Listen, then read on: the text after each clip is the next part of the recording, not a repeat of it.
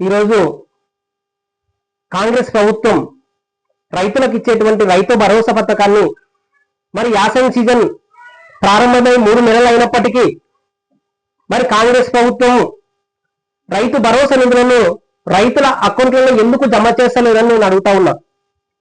మరి ఈరోజు ఏదైతే గత ఎన్నికలలో కాంగ్రెస్ ప్రభుత్వం హామీ ఇచ్చిందో రైతు భరోసా పథకాన్ని ఎకరాకు 10,000 నుంచి 15,000 చేస్తామని చెప్పింది.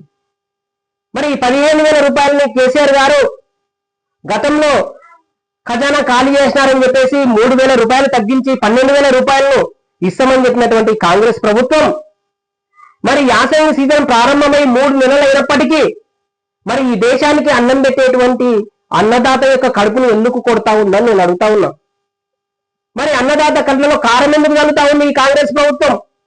మరి రైతులకు రావాల్సినటువంటి రైతు భరోసా పథకం కింద దాదాపుగా ఒక విడతకు సంబంధించినటువంటి 8,500 కోట్ల రూపాయలను కాంగ్రెస్ ప్రభుత్వం రైతుల అకౌంట్లలో ఎందుకు జమ చేస్తలేదని నేను అడుగుతా ఉన్నా.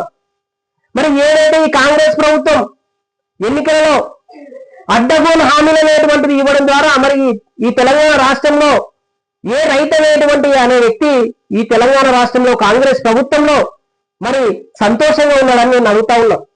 ఏదైతే రుణమాఫీ అనేటువంటి ప్రక్రియ జరిగిందో కాంగ్రెస్ ప్రభుత్వంలో దాదాపు ఇప్పటికీ 15% పైగా రుణమాఫీ పూర్తి చేయలేనటువంటి పరిస్థితులు ఈ కాంగ్రెస్ ప్రభుత్వం ఉందని నేను అడుగుతా ఉన్నా. ఏ విధంగా అయితే కౌలు రైతులకు 12,000 రూపాయలు అనేటువంటిది ఇస్తా ఉందో మరి ఇదే కౌలు రైతులకు ₹1 అనేటువంటిది ఇవ్వనటువంటి పరిస్థితుల్లో కాంగ్రెస్ ప్రభుత్వం ఉందని నేను అడుగుతా ఉన్నా.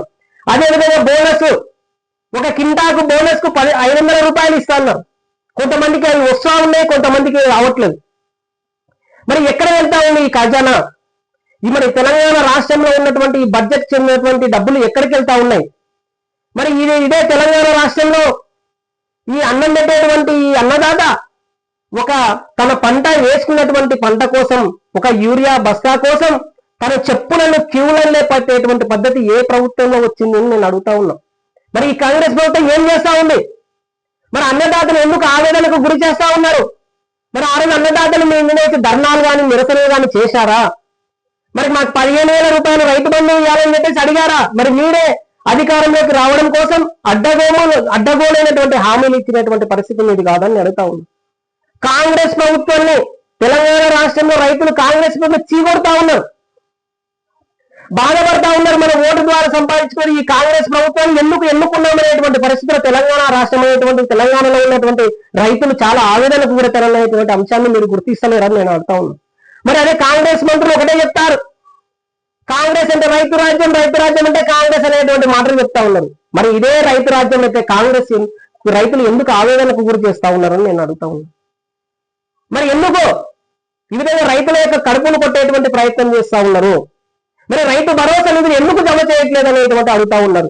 ఏమంటే ఈ తెలంగాణ రాష్ట్రంలో అడిగేటువంటి గొంతులు నొక్కేస్తున్నారు.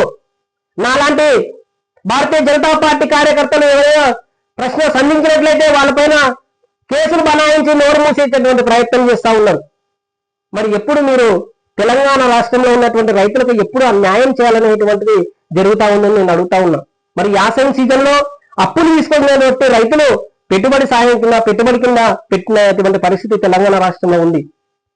మరి ఇటువంటి పెట్టుబడి అప్పుల ద్వారా తీసుకొచ్చినటువంటి రైతులకు ఎంతో కొంత సహాయంగా ఈ పెట్టుబడి అనేటువంటిది ఈ విధంగా భరోసా అనేటువంటిది ఇవ్వకపోగా మీరు రైతులను ఇబ్బంది పెట్టేటువంటి ప్రయత్నం చేస్తా ఉన్నారు. మరి అదేవిధంగా మేము అధికారంలోకి వచ్చిన తర్వాత 2,000 రూపాయల పెన్షన్ 4,000 చేస్తున్నటువంటి చరిత్ర మీది కాదా అని నేను అడుగుతా ఉన్నా. మరి పెండింగ్ లో ఉన్నటువంటి స్కాలర్షిప్లను అతి తక్కువ టైంలోనే మరి మీరు స్కాలర్షిప్లను విద్యార్థుల యొక్క ఖాతాలో వేసేటువంటిది మీ హామీ అనేటువంటిది మీరు ఇవ్వట్లేదు అని నేను అడుగుతా ఉన్నా. మరి ఒంటరి మహిళలకు 2,500 రూపాయలు ఇస్తున్నటువంటిది మీరే కదా చెప్పింది. మరి అధికారంలోకి వచ్చిన తర్వాత ఇటువంటి హామీలు ఏమైనాయని నేను అడుగుతా ఉన్నా. మరి ఇదే తెలంగాణ రాష్ట్రంలో విచ్చలవిడిగా ఖర్చులు పెడతా ఉన్నారు. మన మిస్ ఇండియా పోటీలు అని చెప్పేసి కొన్ని 100 కోట్ల రూపాయలని ఆ ప్రోగ్రామ్ కి కనెక్ట్ చేసి దుర్వినియోగం చేయడం అనేటువంటిది జరుగుతూ ఉంది. మరి నేను ఒకటే అడుగుతా ఉన్నా, మరి కేంద్రంలో భారతీయ జనతా పార్టీ కూడా రాష్ట్రంలో ఉన్నటువంటి గ్రామ పంచాయతీలు నేరుగా పంచాయతీ ఖాతాలో వేస్తా ఉంది, అది కూడా కేంద్రం నిధులే. మరి రాష్ట్రం నిధులు ఏమైతే పోతున్నట్టు నేను అడుగుతా ఉన్నా.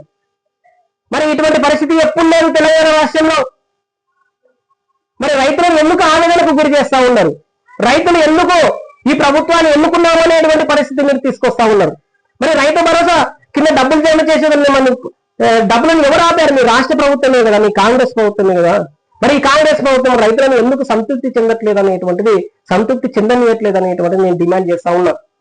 అందుకే నేను ఒకటైతే డిమాండ్ చేసిన భారతీయ జనతా పార్టీ తరఫున వెంటనే తెలంగాణ రాష్ట్రంలో ఉన్నటువంటి రైతులందరికీ రైతు భరోసా నిధులను ఖచ్చితంగా ఖాతాలో జమ చేయాలని డిమాండ్ చేస్తా ఉన్నా.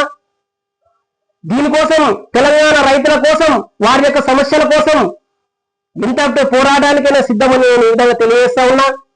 అవసరమైతే ప్రత్యక్ష పోరాటాలకు కూడా సిద్ధంగా ఉంటామని అతి త్వరలోనే కాంగ్రెస్ ప్రభుత్వం ఏదైతే హామీ ఇచ్చిందో ఈ రైతు భరోసా యాసంగి సీజన్ సంబంధించినటువంటి రైతు భరోసా నిధులను రైతుల యొక్క ఖాతాలో జమ చేయాలని నేను కోరుకుంటా ఉన్నా.